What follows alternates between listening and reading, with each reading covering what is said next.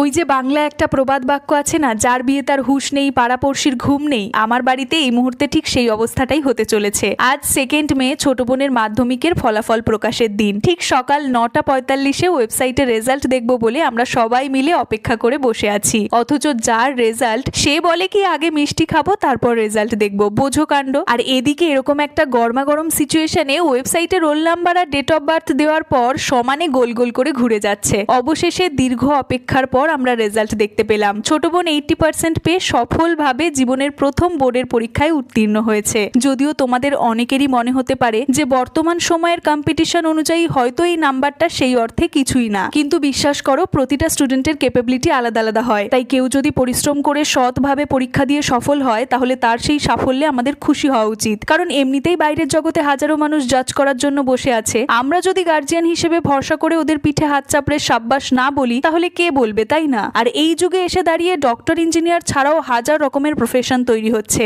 যেখানে একজন স্টুডেন্ট তার স্কিল ডেভেলপ করে যথেষ্টভাবে সফল হতে পারে। আমার মনে হয় নলেজ আর স্কিলটাই আসল, মার্কশিটের নাম্বারটা মেন প্রায়োরিটি নয়। যাই হোক, ছোট বোন আজ আবার অনেক কিছুই খাওয়ার বায়না করেছে। জানোই তো ও খেতে বড্ড ভালোবাসে। যদিও আজ দিনটা ওরই দিন, আমি ওর সব ইচ্ছে যথাসাধ্য পূরণ করার চেষ্টা করব। চলো আমরা মিষ্টি মুখ করে আজকের দিনটা সেলিব্রেট করি। দেখা হচ্ছে তোমাদের সাথে পরের ব্লগে। বাই।